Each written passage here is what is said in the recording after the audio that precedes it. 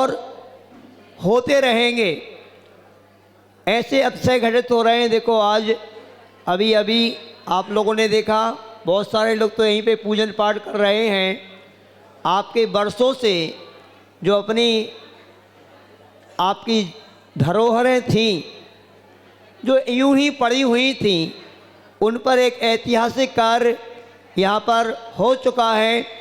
और वह कुछ ही वर्षों में, जैसे ये मंदिर आलीशान बनने वाला है, एक आलीशान चिकित्सालय आपके नागपुर नगर में यहाँ पर बन कर के खड़ा हो जाएगा, जिसके माध्यम से, और वो भी देखो ऐसी जगह जैसे उस सदलगा में आचार्य गुरुवर विद्यासागर जी महाराज का जहाँ पर जन्म हुआ, वहाँ पर बहुत बढ़िया अक्षय क्षेत्र और एक जिनालय बन गया। और अभी सुनने में आया, मुझे नहीं पता था, कि मुनिषी वीर सागर जी महाराज का अभी जिस जगह पर जन्म हुआ है, जहाँ पर वो बचपन में रहे हैं, वह जगह है। वो एक बहुत बड़ी याददाश्त नागपुर वालों के लिए बन जाएगी और अनेक अनेक लोगों के लिए वहाँ पर अभयदान मिलेगा। और उस चिकित्सालय में अनेक अनेक लोग लाभान्वित होंगे। मुझे तो ऐसे लग रहा है कि आचार्य गुरुवर के आशीर्वाद से सागर में भाग्योदय बना है और इस नागपुर नगर में ये चिकित्सालय आपका बनने वाला है, जिससे अनेक अनेक लोगों को लाभ मिलता रहेगा। इधर हमारी तरफ मुख कर लो भैया। अभी भगवान आपसे कुछ नहीं बोल रहे हैं, हम बोल रहे हैं। हमारी बात सुनो। भगवान तो उनको शांत बैठे हैं और पार्श्वनाथ भगवान हमसे कह रहे हैं कि महाराज इतने इतने जल्दी आज घोषणा इन सब कार्यक्रमों की हो गई, इससे नागपुर वालों को कुछ भय लग रहा है। आप सभी की तरफ से भगवान पार्श्वनाथ हमसे बोल रहे हैं और ऐतिहासिक कार्य यहाँ नागपुर नगर में बहुत सारे होने वाले हैं। उसके लिए निर्यापक स्वामी मुनिषी वीर सागर जी महाराज का सानिध्य आपको और चाहिए। अभी नागपुर वालों को चाहिए ना। देखो आप सभी को हम बताना चाहते हैं, आपके नगर गौरव ऐसे महामानव हैं, महामूर्ति हैं, महान संत हैं कि जिन्होंने दिल्ली, यूपी, हरियाणा, राजस्थान सभी जगह इस प्रकार की धर्म प्रभावना की। जब वो बोलते हैं और उनकी सिंह गर्जना को सुन कर के और उनकी प्रभावनाओं को देख कर के, एक बार मुनिषी सुधा सागर जी महाराज ने कहा कि अब दूसरा सुधा सागर जी भी प्रकट हो गया है, जन्म हो गया है दूसरे सुधा सागर जी का। ऐसे मुनिषी वीर सागर जी महाराज वास्तव में अद्भुत प्रतिभा के धनी हैं। मैंने इन संघ में इतना, संघ तो बहुत बड़ा था आचार्य भगवान का, और शायद आप लोगों ने भी देखा होगा कि मैं तो हमेशा अपने स्वाध्याय ध्यान अध्ययन में ही लगा रहता था। मुझे कोई ज़्यादा किसी चीज़ से मतलब नहीं रहता था। रामटेक में आप लोगों ने देखा होगा, और नागपुर में भी जब गुडलक जी के मकान में रहते थे तो मुनिषी दुर्लभ सागर जी और हम सबसे ऊपर की मंजिल में ही अपना ध्यान अध्ययन में रहते थे। आज इस माइक पे यदि हम बोल रहे हैं तो ये बोलने की कला गुरुवर ने कैसेट भर तो दी थी, किंतु ये बोलने की कला हमें यदि सिखाई है तो मुनिषी वीर सागर जी महाराज ने सिखाई है। हमने भी थोड़ा बहुत बोलना उन्हीं से सीखा है। हमेशा वो हमें प्रेरणा देते रहते हैं। और वास्तव में हम दोनों मुनि महाराज को इतना वात्सल्य देते हैं, इतना वात्सल्य देते हैं। इन 9 सालों में कभी मुनिषी वीर सागर जी महाराज ने हमें ऐसे नहीं लगा कि वो बड़े महाराज हैं और हम छोटे महाराज हैं। छोटे बड़े महाराज होते नहीं। और हम तीनों मुनि महाराजों की दीक्षा भी एक साथी हुई है, एक मंच पर हुई है, ये आप सभी को पता है। किंतु गुरुवर ने उनको बड़े का दर्जा दिया है। पहले भी वो नायक थे और हम लोगों के भी नायक बने, और अब तो कितने लोगों के नायक बन जाएंगे कोई पता नहीं। उनके अंदर ऐसी योग्यता है, ऐसी क्षमता है। ध्यान रखना, अपन सभी लोग उनके मंगल की कामना करेंगे और उनका ये जो संघ है ये और दिन दूना रात चौगुना बढ़ता जाए, विशाल संघ है। मुनि श्री वीर सागर जी महाराज का बने और वह धर्म की ध्वजा इसी तरह फहराते रहें। आज इसी मंगल भावना से अपन चेतन चमत्कारी चिंतामणि पार्श्वनाथ भगवान जो आपके मूल नायक के रूप में विराजमान हैं, उनका अपन महामस्त का अभिषेक आप सभी मिलकर करेंगे। किस मंगल भावना से कि जैसे उस गुरुवर के चित्र को आप देखो, उस दिन नहीं दिखा था, अभी दिख रहा है। जब पहली बार इस नागपुर नगर में वीर सागर महाराज ने सिंह गर्जना प्रारंभ की थी उस चौराहे पर, तो गुरुवर की देखो मंद मुस्कान कैसी, सभी लोग देखो कितने खुश हो रहे हैं। ये उनको शायद मुझे लग रहा है उसी दिन समझ में आ गया था कि ये चेला ऐसा है, दिल्ली शायद इसको ही भेजना पड़ेगा हमें। और दिल्ली वाले बैठे हैं यहाँ पर, आते रहते हैं। दिल्ली में जब हम लोग पहुँचे तो वास्तव में इस प्रकार का माहौल बन गया था कि जैसे साक्षात आचार्य विद्यासागर जी महाराज आ गए हों। क्यों भाई, बना था कि नहीं? हम लोगों की आगवानी जैसे आप लोगों ने की है यहाँ पर सूर्य नगर से, उस दिल्ली महानगर में कम से कम 10 किलोमीटर से आगवानी प्रारंभ हो गई। एक बैंड चल रहा था, मेरे मन में भाव आ रहा था कि भाई ये इतने दूर से बैंड कब तक चलाएंगे। थोड़ा सा और आगे बढ़े तो दूसरा बैंड आया, फिर तीसरा बैंड आया, फिर चौथा बैंड आया, और दिल्ली की हम लोग सीमा में पहुंचे तो कितने बैंड आ गए, बैंडों की लाइन लग गई। और इस प्रकार का उत्साह और उमंग वहाँ पर देखा गया कि जैसे साक्षात वीर सागर जी महाराज के रूप में आचार्य गुरुवर विद्यासागर जी महाराज आ गए हों। और राशि भी एक ही है, गुरुवर ने चुन के ही बनाया है हम लोगों का संघ। जैसे वीर सागर जी महाराज हमारे बड़े महाराज हैं और दूसरे बड़े महाराज हमारे विशाल सागर जी महाराज हैं। दोनों की राशि और आचार्य की राशि मिलती हुई है ना, तीनों एक ही राशि के हैं। और वास्तव में मैं आपको सही बात बता रहा हूँ, ऐसे ऐसे अद्भुत कार्य वहाँ दिल्ली में हम लोग रहे तो महाराज जी की वास्तव में जो वाणी है, वो वाणी जादू का काम क्यों करती है आप सभी को बताना चाहते हैं। वो जादू का काम क्यों करती है, हम लोग जैसे ही, वैसे तो मैंने ब्रह्मचारी अवस्था से ही देखा है, महाराज जी प्रायः करके जबलपुर में 2001 में हम लोग जब ब्रह्मचारी थे, खड़गासन में सामायिक करते हैं। और जैसे ही रामटेक से बिहार करके हम लोग पहुँचे तो महाराज जी के मुख में एक ही शब्द था, कुछ भी हो। मैं पास में ही था, ये जो साथ, और महाराज जी के मन में एक ही बात थी कि भैया अपन को गुरुवर ने बाहर तो भेज दिया है प्रभावना के लिए, किंतु प्रभावना के साथ साथ अपन को साधना भी बना के रखना है।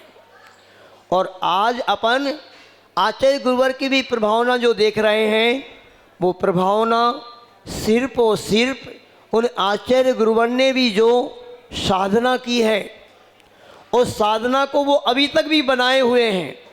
ऐसे ही मुनि श्री वीर सागर जी महाराज ने भी एक मन में बात ठान ली कि ये साधना हमें बना के रखना है।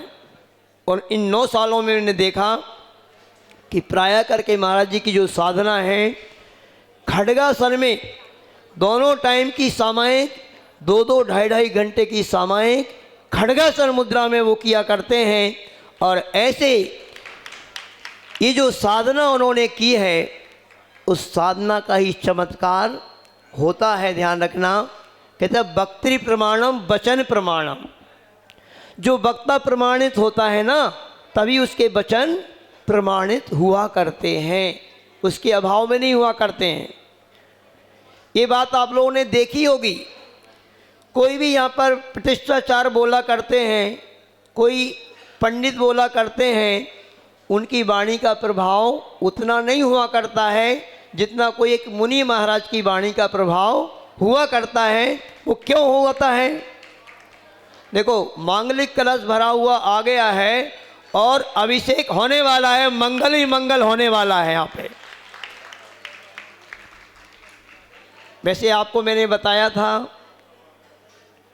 कि हम लोग जैसे ही कामठी में आए, और आज आपको बताना चाह रहा हूँ, ये ऐतिहासिक आगवानी इस नागपुर नगर में जो हुई है और ऐतिहासिक कार्य जो हो रहे हैं, मैं सर्वप्रथम नागपुर में मतलब आपके कामठी में आ गया था और मैंने कामठी के श्री आदिनाथ भगवान से प्रार्थना की कि आदिनाथ भगवान, इस नागपुर नगर का प्रवेश एक ऐतिहासिक प्रवेश होना चाहिए। और वहाँ पर जो महाराज जी के मुखारविंद से सर्वप्रथम आदिनाथ भगवान की जो शांति धारा वहाँ पर अभिषेक, महामस्तकाभिषेक हुआ, मुझे तो ऐसे लगता है इस नागपुर का सबसे प्राचीन क्षेत्र यदि कोई है तो वो कामठी ही है। पुरानी परवार ओली वो है, बाकी ये नागपुर बाद बाद में बसता गया होगा। तो ऐसे करके ऐसे ऐतिहासिक कार्य हम लोग जब पहुँचे दिल्ली, तो दिल्ली में भी हुए। और मैंने आपको बताया था कि दिल्ली राजधानी भले ही हो, मैंने सुना है कि पहले भारत जब अखंड भारत था उस समय मध्य भारत की राजधानी नागपुर हुआ करता था। तो नागपुर भी पहले से ही राजधानी रहा है, अभी भी उप राजधानी माना जाता है पूरे भारत की, के महाराष्ट्र की। अभी तो बहुत छोटा है, पहले महाराष्ट्र की राजधानी है, पहले तो मध्य भारत की राजधानी नागपुर था। और बहुत एक महान नगर नागपुर नगर कहलाता है। पुराण ग्रंथों में भी आता है हस्तिनापुर। हस्तिनापुर बोलो, हस्ती माना हस्ती का मतलब हाथी को संस्कृत में हस्ती भी बोलते हैं और नाग भी बोलते हैं। ये भी कल्पना हो सकती है कि हस्तिनापुर वो भी हो सकता है और हस्तिनापुर शायद ये भी हो सकता है। कुछ कहा नहीं जा सकता, क्योंकि आज बहुत कुछ परिवर्तन होता जा रहा है। और जैसे हम लोग दिल्ली में पहुँचे, मैंने आपको उस दिन बताया था कि महाराज जी की वाणी खिड़ती थी। आज तो आप लोग थोड़े से ज़्यादा बैठे हैं अभी लोग, किंतु हम जो दिल्ली की कोई भी कॉलोनी में, ये लोग अभी ऋषभ विहार से बैठे हैं, ये लोग सूरजमल विहार है, बाहुबली है। हम लोग जिस कॉलोनी में गए महेंद्र भाई, 10, 15, 20 ही लोग होते थे, ज़्यादा नहीं होते थे कभी कभी किसी कॉलोनी में तो। और महाराज जी अपनी सिंह गर्जना प्रारंभ कर देते थे। हाँ भाई, भगवान का अभिषेक कौन करेगा? भगवान का अभिषेक वही करेगा जो सौदर्भ इंद्र जैसे बहुत बड़े स्वर्ण कलश से भगवान का अभिषेक करता है। 20 योजन गहराई वाले, 4 योजन चौड़ाई वाले, 1 योजन मुख के कलश धरे जिन माथा, नहीं जरा डगे शिशु माथा। ऐसे सौदर्भ इंद्र इतने बड़े कलश से भगवान का अभिषेक करता है। और वह कलश कैसा होता है? स्वर्ण का होता है। तो ऐसे जब महाराज जी गर्जना करते थे, और महाराज जी की आदत है कि जब बोलते हैं तो वो कहते हैं बड़ा काम कोई एक ही व्यक्ति करेगा। सौदर्भ में किसी से चंदा चिट्ठा करके कलश नहीं लाता है, वो उसका ही होता है, अपना होता है भाई। एक ही व्यक्ति ये स्वर्ण कलश देगा। मुझे ऐसे लगता था भाई ये 10-20 लोग बैठे हैं और इसमें एक ही व्यक्ति से करवा रहा है, क्या होगा? किंतु जब वो बोलते हैं तो ऐसे लगता है वास्तव में जैसे आचार्य समंत्रभद्र की गर्जना हो रही हो। और जब बोलते थे तो उन्हीं 10, 20, 25 व्यक्तियों में से एक हाथ उड़ जाता था। 25-30 लाख रुपए का वह कलश होता था, एक स्वर्ण की कलश नहीं, मतलब झाड़ी।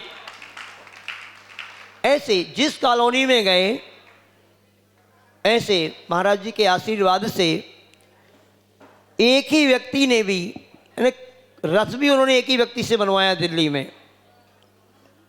इसमें ऋषभ विहार में, बाहुबली में, बढ़िया रजत के 200-300 किलो चांदी के रथ बने हैं, एक ही व्यक्ति ने बनवाया। बहुत सुंदर रथ बने हुए हैं। इसके बाद सोल्डी भाई, हम लोग दिल्ली से यूपी पहुँचे। हिसार तो पहले गए थे। हिसार में भी हम लोग जब पहुँचे, हिसार में भी आप कल्पना नहीं करोगे नागपुर वालों, आपकी नागपुर समाज तो बहुत बड़ी समाज है और एक बहुत बड़ी भारत की नाक है नागपुर। आचार्य गुरुवर विद्यासागर जी महाराज के प्रिय भक्तों में से एक नागपुर की समाज है। किंतु उधर ध्यान रखना, उधर भी कम भक्त नहीं थे आचार्य भगवान के। दुनिया में, भारत में हम लोग जहाँ भी गए वहाँ आचार्य भगवान के भक्त मिले। हम लोग जब हाँसी पहुँचे, हाँसी में कभी आरिका दंडमती जी गई थी और एक ही व्यक्ति ने वहाँ पर 7 किला भूमि, यहाँ का 1 एकड़ मेन हाईवे पे है, करोड़ों रुपया की वो भूमि थी, वहाँ पर मंदिर के लिए इन्हें दान में दी थी। जैसे यहाँ का वैभव देख कर के हम आश्चर्यचकित हो रहे हैं कि जहाँ देखो वहाँ ये मंदिर का मकान है, मंदिर की जगह है, ये क्या है। ध्यान रखना, पहले के लोग जो होते थे बहुत समझदार हुआ करते थे और भूमि भी दान में दिया करते थे। भूमि दान भी एक महान पूजन है, ये महापुराण में आता है। आज आप लोग स्वाध्याय नहीं करते हो, पहले के लोग स्वाध्याय किया करते थे और वो जानते थे कि शायद इस थाली से उस थाली में द्रव्य चढ़ा करके आप फॉर्मेलिटी निभा के चले जाते हो और इसको पूजन जो समझते हो, मन में आकुल व्याकुल तो दुकानदारी लगी हुई है, तुम्हारा ये पूजन नहीं है क्या? है, ये भी पूजन है, किंतु वो महापूजन है जो दान दिया जाता है ना, मंदिर के लिए कोई अचल संपत्ति दे दी जाती है ना, और उसके माध्यम से अब हजारों हजारों वर्षों तक उस मंदिर की सेवा समार होती रहेगी। इस थाली में चावल चढ़ाना पूजा है, तो वो ज़मीन का दान देना, मकान का दान देना, मंदिर के लिए कोई अचल संपत्ति दान में देना महापूजा है। इसको लोग समझा करते थे और उसी का परिणाम में मुझे लग रहा है कि यहाँ के बुजुर्ग लोग इतनी संपत्ति मंदिर को दे करके गए, जिसको आप लोग संभाल नहीं पा रहे हो, वो संभाल नहीं पाए। किंतु इस संपत्ति को संभालने के लिए या तो मुझे लग रहा है कि नागपुर वासियों के लिए मुनि पुंगव सुधासागर जी महाराज का समागम मिल जाए तो सोने में सुहागा हो जाएगा। क्योंकि मैंने उनका टेलर देखा है, वो हमारे नगर से ही प्रारंभ हुआ था। बेगमगंज में वो 93 में जब आए तो एक स्कूल लगा करती थी शिशु मंदिर की, बहुत बड़ी जगह थी, और महाराज जी के सानिध्य में 100-150 युवा इकट्ठे हो गए। वो खाली नहीं कर रहे थे, उन्होंने कहा निकाल के फेंक दो खपरा इसके और उस पर बस युवाओं ने शुरू कर दिया काम। देखो ये काम ऐसे ही होते हैं, कलौ एकता बलम, जो हमने पहले दिन ही आपको सूत्र दिया था। क्या मजाल है किसी की, पुलिस हो चाहे मिलिट्री हो चाहे कोई भी हो। ये टेलर आचार्य गुरुवर विद्यासागर जी महाराज का भी आप लोगों ने देख लिया होगा कुंडलपुर में। उस समय भी आचार्य भगवान ने भी एक ही बात कही थी, ये इतने बड़े कार्य के लिए लाखों लोगों का पुण्य एकत्रित करना पड़ेगा। और आचार्य भगवान ने हमारे सामने ही पूरी योजना बनाई दिमाग में, और बस बात शुरू हुई और पूरे बुंदेलखंड से लाखों युवा एकत्रित हुए और जो काम हुआ वो सबने देखा है। जो काम कभी हो नहीं सकता था वो काम आचार्य गुरुवर विद्यासागर जी महाराज ने करके दिखा दिया। तो ऐसे ही आवश्यकता है और वह चमत्कार और वह क्षमता मुनिश्री वीर सागर जी महाराज में भी है।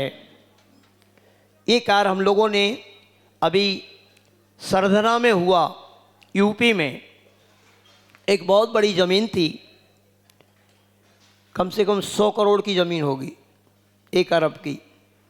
मेन रोड पर इधर से भी रोड उधर से भी रोड, कम से कम 12-14 हज़ार गज ज़मीन थी वो। जिस पे बरसों से गोबर, पशुओं का मलमूत्र सब कुछ पड़ा हुआ था। जब भी कोई व्यक्ति कहता था ये ज़मीन अपनी है महाराज, हम लोग जंगल जाते थे तो खून खोल जाता था कि ये ज़मीन इतनी अपनी समाज की पर यूँ पड़ी हुई है। किंतु बस महाराज जी की प्रेरणा मिली और उस कार्य के लिए भी देखो अपन जो कार्य आज करने वाले हैं, शांति धारा की गई और वहाँ पर वो ज़मीन भी मिली। और एक ज़मीन बिल्कुल मंदिर के बाजू से थी, वो बहुत बड़ी ज़मीन नहीं थी, किंतु वो ज़मीन मुस्लिम लोगों के पास थी। और क्या पूछें, अब वहाँ पे सब कुछ करते थे, वो मंदिर से लगी हुई ज़मीन थी। किंतु एक दिन शांति धारा की और मंगल भावना भाई गई। 150 साल पहले कह दिया गया था तुम्हें जितनी ये ज़मीनें इतने सिक्कों से तोल के सिक्के दिए जाएंगे, तो भी उन लोगों ने दी नहीं थी। और महाराज जी का एक आशीर्वाद मिला और वह ज़मीन मात्र 30-35 लाख रुपए दे करके थी, करोड़ों की, वो अपने तो अरबों की काम की थी। जो मंदिर से लगी हुई ज़मीन थी, 100-150 गज ज़मीन थी, बस इतने में मतलब देने के लिए वो तैयार हो गया व्यक्ति, होता ही नहीं था। तो वो ज़मीन मिल गई। उसके बाद वह भी जो बड़ी वाली ज़मीन थी, वह ज़मीन भी मिल गई महाराज जी के आशीर्वाद से। और दिल्ली के बाद जब हम लोग आगरा आए तो ऐसे ही आगरा में भी बिल्कुल मेन रोड पर यानी एक व्यक्ति था जो नेता कहलाता था, कम से कम 12-14 हज़ार ज़मीन थी। वो भी गज चलता है वहाँ पे, गज, यहाँ स्क्वायर फीट चलता है, वहाँ गज चलता है। बहुत बड़ी ज़मीन थी, कम से कम 150 करोड़ की ज़मीन होगी। और वह ऐसी सूझबूझ से काम किया महाराज जी ने। और आज अब सारी बातें नहीं बताएंगे आपको, वो अपन मिल के बैठ के करेंगे सूझबूझ क्या होती है, वो अपन करेंगे। क्या सूझबूझ हो सकती है, साम दाम दंड भेद सब कुछ करना पड़ता है। तो वो सब हुआ और बहुत कम कुछ दे कर के बंधुओं आज वो 150 करोड़ की ज़मीन आगरा समाज को मिल गई। तो ये देखो ये चमत्कार होते हैं। लोग देने वाले दे करके चले गए, किंतु आज वर्तमान में जो व्यक्ति उसको लिए बैठे हैं, कभी भी वो उस ज़मीन पर रह कर के ध्यान रखना अपना विकास नहीं कर सकते। जो भी व्यक्ति मंदिर की निर्माण द्रव्य को खा रहा है, मंदिर की वस्तु का उपयोग कर रहा है, कभी भी फल फूल नहीं सकता उस पर, वो डिमोशन उसका होता ही जाएगा। और ये अपन दशा देखते हैं, जो व्यक्ति निकल के चला गया ना, उससे आप देख रहे हैं कि जहाँ भी पहुँच गया उसका विकास हो रहा है। क्योंकि निर्माण द्रव्य का सेवन यदि कोई व्यक्ति भूल कर भी करता है तो इसका टेलर भी हमने जाकर के भैया जी उस राजस्थान की धरती पर देखा, जहाँ आचार्य गुरु विद्यासागर जी महाराज को आचार्य पद मिला था, आचार्य ज्ञान सागर जी महाराज की जहाँ पर समाधि हुई थी, उस नसीराबाद में हम लोग जब पहुँचे, महिलाएं ध्यान से सुनना, सभी आप लोग बहुत ध्यान से सुनना इस बात को। पहले के लोग इतने भोले भाले रहते थे कि लिखा पढ़ी नहीं करते थे और एकड़ों ज़मीन ऐसी दे देते थे कि चलो हमने मंदिर के लिए दी। किंतु उनकी जो पीढ़ी है आज वर्तमान में, वैसे ही कहा ही गया है शास्त्रों में कि इस पंचम काल में बहुत कुटिल बुद्धि के लोग हैं, बहुत कुटिल बुद्धि है उनकी। तो वो तो भोले भाले लोग तो दे गए और उन्होंने तो पुण्य संचय करके चले गए, किंतु अपन लोग जो अपनी कुटिल बुद्धि लगाते हैं, उनकी पीढ़ी के बच्चे हैं, नाती पोते हैं, जो भी हैं, ये ध्यान रखना। यदि उस निर्माण द्रव्य का हम सेवन करेंगे तो आपका इसी जीवन में बंटा झाड़ हो सकता है, अगले जीवन में तो क्या होगा उसकी तो कल्पना नहीं कर सकते अपन। एक बहुत छोटा सा ग्रंथ है धन्य कुमार चरित्र, उस ग्रंथ को पढ़ लेना। एक छोटी सी गलती उस जीव ने कर दी थी और उस समय वो चोर था, कोई सेठ नहीं था। अपन तो सेठ होकर के गलती कर रहे हैं, समझदार होकर के गलती कर रहे हैं कि जिस ज़मीन का पैसा, जिस मकान का 25,000 मिल सकता है, 20,000 मिल सकता है, 10,000 मिल सकता है, हम 100 रुपये दे रहे हैं, हम 500 रुपये दे रहे हैं, हम 1000 रुपये दे रहे हैं। ये पूरा का पूरा आप निर्माल द्रव्य का सेवन कर रहे हैं। आपको एक एक फूटी कौड़ी चुकाना पड़ेगी, एक जीवन नहीं कई जीवन लेकर के ये मंदिर का चुकाना पड़ेगा आपको। किस दशा में चुकाना पड़ेगा? त्रियंच बनकर के, नारकी बनकर के, कीड़े मकोड़े बनकर के आपको ये चुकाना पड़ेगा। जन्म जन्म में व्यक्ति निर्धन बनेगा, उसके पास कुछ रहेगा नहीं। उस धन्य कुमार चरित्र की एक घटना गजब की घटना है, जिस व्यक्ति ने निर्माल द्रव्य का सेवन किया था। ऐसी घटना है, एक रईस परिवार में उस लड़के का जन्म हुआ और जन्म होते ही पिता का स्वर्गवास हो गया। जैसे जैसे बड़ा होता गया वो बच्चा, और इधर धीरे धीरे सारी संपत्ति गायब होती गई। इतना निर्धन हो गया बंधुओं कि उसके यहाँ पर जो नौकर था, उस नौकर के खेत पर एक दिन काम करने के लिए जाता है। माँ कहती बेटा तू भी कुछ कर और मैं भी कुछ करती हूँ, तब गुजर बसर चलेगी। और जाता है तो वो जो नौकर आज सेठ बन गया था, वो उससे पूछता तुम बेटे छोटा सा बेटा है, इतना छोटा सा बच्चा हमारे यहाँ काम करने के लिए आया है। उसे कहा किसके बेटे हो तुम? उसे कहा उनके बेटे हैं। अच्छा उनके बेटे हो तुम? वो सोचता है मन में, कभी किसी ज़माने में तो मैं इनका नौकर था, तो ये मेरे सेठ थे, आज ये नौकरी कर रहे हैं। तो वो कहता है इतनी स्वर्ण की मुद्राएं उसको देता है, किंतु जैसे ही उस व्यक्ति ने उसके अंजलि में स्वर्ण की मुद्राएं दी, उसने तुरंत ऐसे छोड़ दिया। अरे भैया तुम्हें हमें काम देना है तो दे दो, तुम हमारे हाथ में अंगारे क्यों रखते हो? स्वर्ण की मुद्राएं भी अंगार बन गई।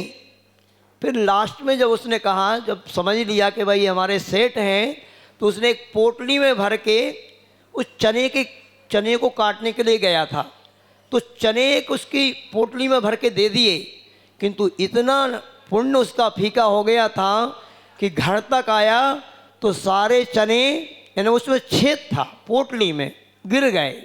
एक मुट्ठी चने बचे होंगे बस, जितना पुण्य था, बाकी पूरा चला गया। ऐसे होता है। इस बात को समझने का पुरुषार्थ करेंगे आप लोग कि अपने बुजुर्गों ने आपके किस प्रकार से धरोहर आपको दी है। आज सारी समाज का कर्तव्य बनता है, पूरी समाज एक होकर के, संगठित होकर के, जैसे राम मंदिर बन रहा है ना, पूरी भारत की जनता एक हो गई थी, ऐसे ही इस नागपुर की धरोहर को बचाने के लिए नागपुर वालों को एक होना पड़ेगा। और यदि कोई योग संत का आपको समागम मिल जाएगा तो ये सारा कार्य हो जाएगा। इसके लिए भी अभी बहुत महान संत मिले थे, किंतु आपको उनकी कृपा आपके ऊपर हो नहीं पाई। अरे वो तो ऐसे हमारे योग सागर जी महाराज तो ऐसे महान संत हैं, हूँ कह दें तो पूरा काम हो जाता है, किंतु शायद आप उनको समझ नहीं पाए, उनकी भैया बेटी आपने करने में कोई कमी कर दी। कोई बात नहीं, अब फिर से अपन भावना भाएंगे। पूज्य निरापक श्रमण योग सागर जी महाराज भी पास में ही हैं और वीर सागर महाराज भी शायद अब उनके पास ही पहुंचने वाले हैं, और दोनों निरापक श्रमण फिर आचार्य गुरुवर के पास पहुंचने वाले हैं। और आज की शांति धारा इस मंगल भावना से करना है कि हम सभी महाराज अब महाराष्ट्र में ही, अभी कर्नाटक में पहुंच जाएं या तमिलनाडु में पहुंच जाएं, लौटकर तो नागपुर से ही आना है। रास्ता यही है। तो इसलिए सारी समाज मिलकर के, देखो कितने ऐसे लग रहे हैं भगवान, पार्श्वनाथ भगवान, जैसे आज वास्तव में बोल रहे हों, ऐसे बोलती हुई मूर्ति लग रही है। और जब ये पार्श्वनाथ भगवान यहाँ पर ही बोल रहे हैं, तो नए मंदिर में जब विराजमान हो जाएंगे और इनकी दृष्टि बिल्कुल उसी ओर पड़ेगी जहाँ पर वो चिकित्सालय बनना है और जहाँ पर सारी प्रॉपर्टी है, अपने आप ही खाली करके लोग भागेंगे सब कुछ।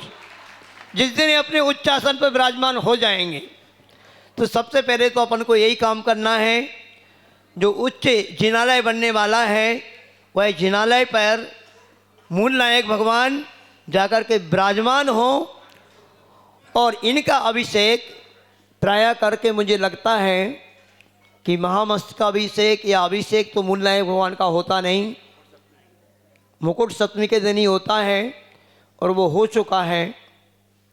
और जब से जो भगवान जितने प्राचीन होते हैं उनकी एनर्जी ऊर्जा उतनी ही अधिक होती है।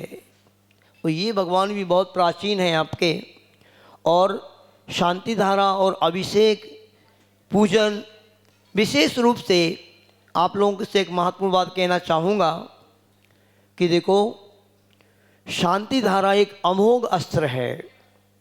इसका रहस्य भी अपन नहीं समझते थे सभी लोग। इस रहस्य को बताने वाले भी पूज्य मुनिपुंगव सुधा सागर जी महाराज हैं।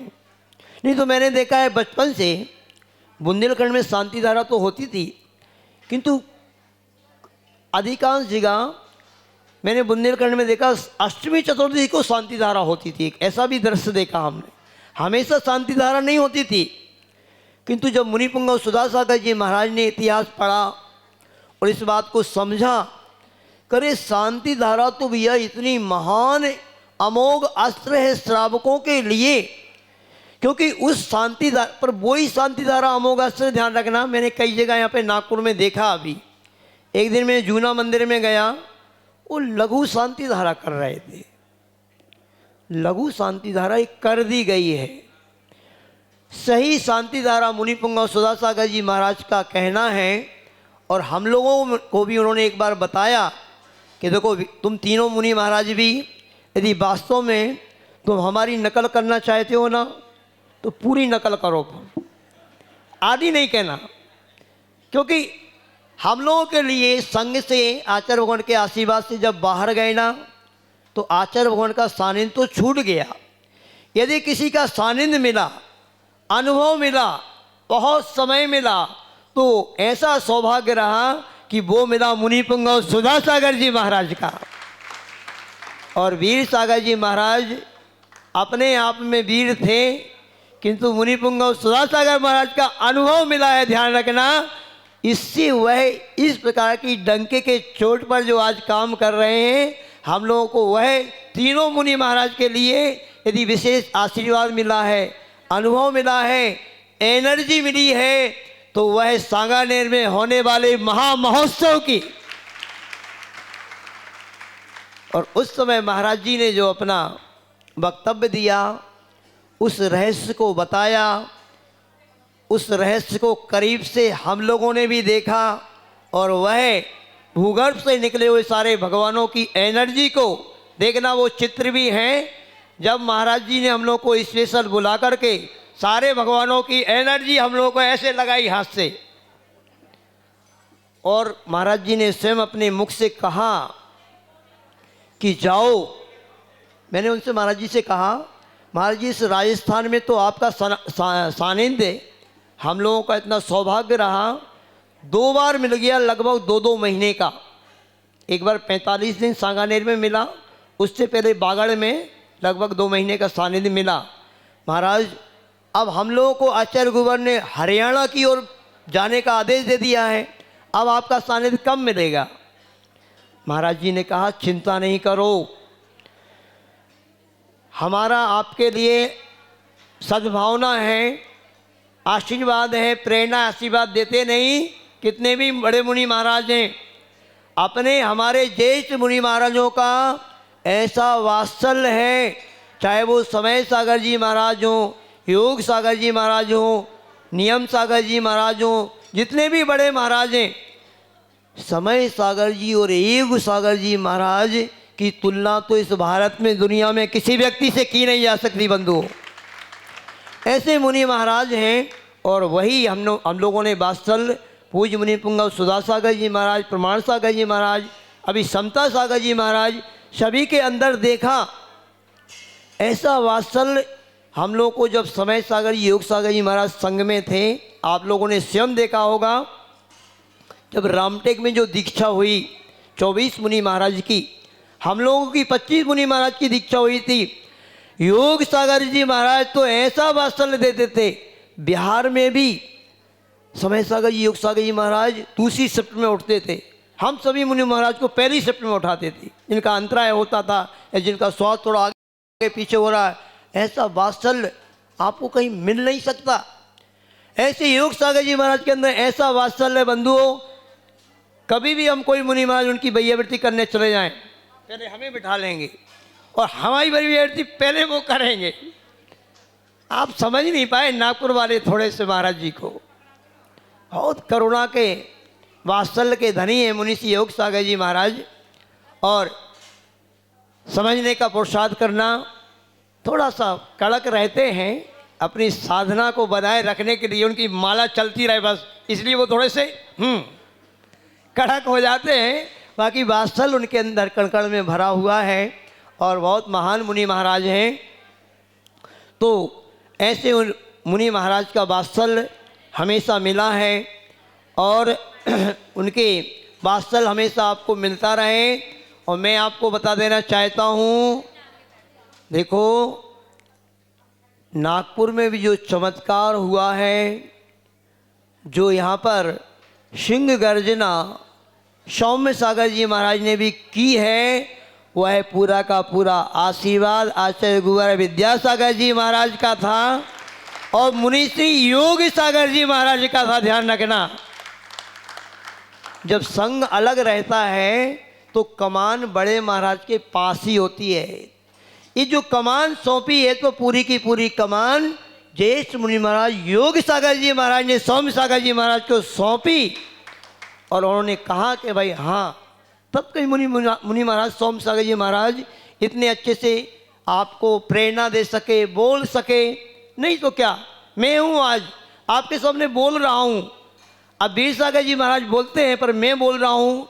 मैं भी, ये मैंने आपको बताया ही, मैंने तो संघ में रह कर के कभी एक बार ही आपके शायद नागपुर में ही या डोंगरगढ़ में मैं बोला था और उसके लिए मैंने जब थोड़ा थोड़ा सा बोल रहा था तो योग सागर महाराज जी साथ में थे। हाँ बोल बोल, बहुत अच्छा बोल रहा है, बहुत अच्छा। महाराज जी ने प्रेरणा मुझे दी थी, मैं कभी बोलता नहीं था और आज महाराज जी की अनुकंपा से मैं बोल रहा हूँ। और ऐसा महाराज जी ने प्रेरणा दी है कि मैं भी अब आपके सामने घंटों तक बोल सकता हूँ। ये आशीर्वाद भी मुनिषी मुझे योग सागर जी महाराज का, मुनिषी वीर सागर जी महाराज का, मुनि पुंगव सुधा सागर जी महाराज का और हमारे दोनों वीर सागर जी और विशाल सागर जी महाराज का हमेशा रहा। इसलिए मैं आपके सामने बोल रहा हूँ और इसलिए बोल रहा हूँ, अपन सबको इंतज़ार है नयापक श्रवण मुनिषी वीर सागर जी महाराज का कि वो आ जाएं। आ गए क्या? आने वाले हैं। पर आपके लिए एक बात मैं कहना चाहता हूँ, देखो सभी के लिए, ये जो शांति धारा है ये अद्भुत है। तो मैं आपको बता रहा था कि मुनि पुंगव सुधा सागर जी महाराज ने कहा कि देखो नकल करना है तो पूरी करो। और महाराज जी कभी भी कहीं भी जाते हैं तो मांग नंदी जी आचार्य महाराज कृत अभिषेक पाठ, यहाँ पे आप कौन सा करते हो? श्रीमद जिनेन्द्र वाला है ना, वो भी एक चलता है कई जगह। किंतु महाराज जी का भाव तो यही है कि अति प्राचीन पाठ ये आचार्य मांगनंद जी कृत अभिषेक पाठ है, जो ऐसा अभिषेक पाठ है जिस अभिषेक में लिखा हुआ है कि भगवान का अभिषेक मात्र सिर्फ और सिर्फ शुद्ध जल से ही करना चाहिए। ये रहस्य आपको शायद मालूम नहीं होगा, वो संस्कृत में श्लोक हैं। जब मैंने पढ़ा तो महाराज जी का कहना है कि आचार्य मांगनंदी जी कृत जो अभिषेक पाठ है वह अभिषेक पाठ पूरी विधि के साथ होना चाहिए। और जो बृहद शांति धारा है, बृहद शांति धारा जिसमें बीजाक्षर मंत्र हुआ करते हैं, वह बृहद शांति धारा के माध्यम से ही अतिशय घटित हुआ करते हैं। और महाराज जी की बात को मान कर के हम लोगों ने वही शांति धारा प्रारंभ कराई। पहले हम लोगों ने दूसरी प्रारंभ कर दी थी कि देखो महाराज जी ने जब कहा कि देखो अति प्राचीन शांति धारा यही है जिसमें बीजाक्षर मंत्र हैं। आज वर्तमान में कई लोग अपनी भावना जोड़ करके अपनी तरफ से भी और शांति धाराएं भी बना दी, किंतु महाराज जी ने कहा नहीं, यही शांति धारा होना चाहिए। अतिशय घटित होंगे तो इसी शांति धारा से होंगे। और महाराज जी की बात को मान करके बस हम लोग जब बाहर पहुँचे तो हम लोगों ने यही सहारा लिया। गुरुदेव का सहारा नहीं था और कोई, हम लोग तीनों मुनि महाराज बहुत अनुभवी नहीं थे। और आप दृश्य देखना कि जब गुरुवर के पास से हम लोग गए थे, वो वीडियो देखना कि कैसे हम तीनों मुनि महाराजों के आंखों में आंसू थे। हम लोग वो डर रहे थे। वीर सागर जी महाराज भी यही कह रहे थे, महाराज हमें तो आपके चरणों में ही रहना है, हम कभी बाहर गए नहीं, हमारे पास कोई अनुभव नहीं। तो गुरुवर ने तो हम लोगों को सब कुछ दिया था, वो अंदर भरा था, उसको बाहर यदि कराया है तो मुनिपुंग और सुधा सागर जी महाराज ने कराया है। तो ये बहुत बहुत बड़ा उपकार है हम लोगों के ऊपर मुनिपुंग और सुधा सागर जी महाराज का, कि जो उन्होंने अपने अनुभव दिए, युक्तियाँ दी और आगे बढ़ने के लिए प्रेरणा दी। तो मैं आपसे कह रहा था, महाराज जी ने एक आशीर्वाद दिया था, जाओ जैसा धर्म की प्रभावना मैंने राजस्थान में की है, सांगानेर का और प्रवचन आप सुनना, जैसी धर्म की प्रभावना मैंने राजस्थान में की है, आप तीनों मुनि महाराज भी यूपी, दिल्ली, हरियाणा में जाकर के करना।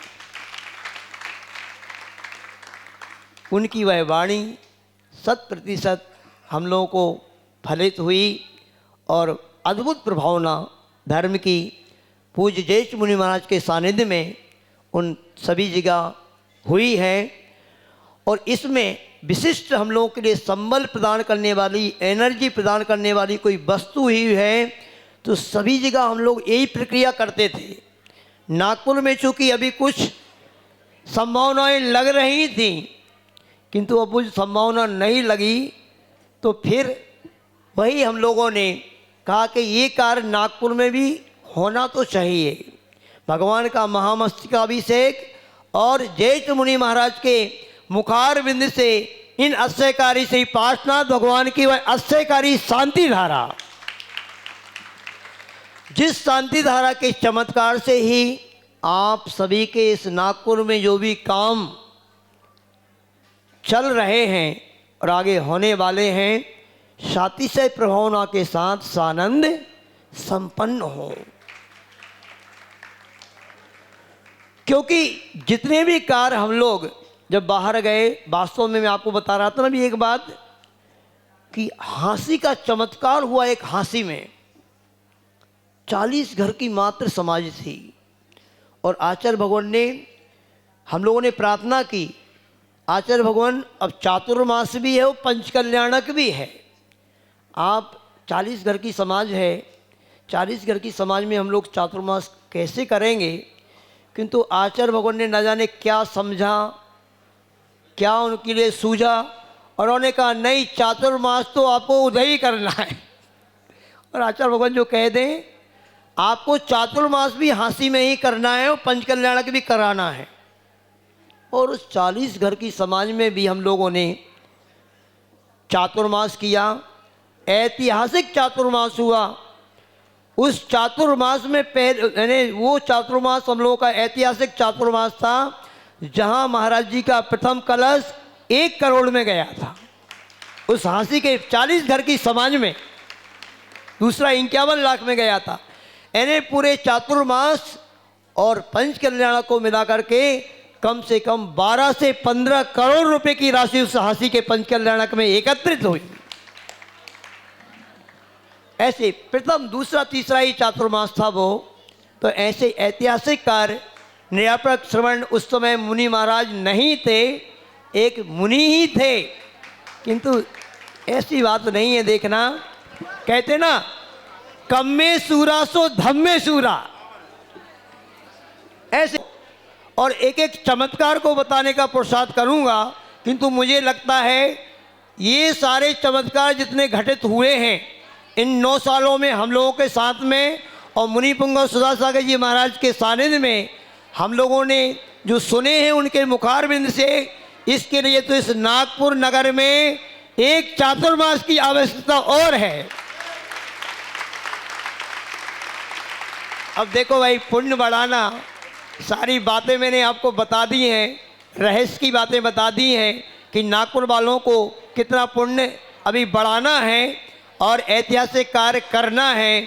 उसके लिए आज की शांति धारा के माध्यम से आप जितना बढ़ा सकें, मैं तो कहता हूँ यदि आप ताकत लगाएंगे तो वो सारा का सारा पुण्य आज की शांति धारा में आप एकत्रित कर सकते हैं कि आचार्य गुरु विद्यासागर जी महाराज संघ सहित नागपुर आए और यहाँ का पंच कल्याणक उनके सानिध्य में एक विशाल संघ के साथ में, जैसे कुंडलपुर का महोत्सव हुआ ना, कुंडलपुर का महोत्सव 1 नंबर पर है तो दूसरे नंबर का महोत्सव नागपुर में घटित होना चाहिए। बोले निरपेक्ष मुंशी वीर सागर जी महाराज की, मुंशी विशाल सागर जी महाराज की।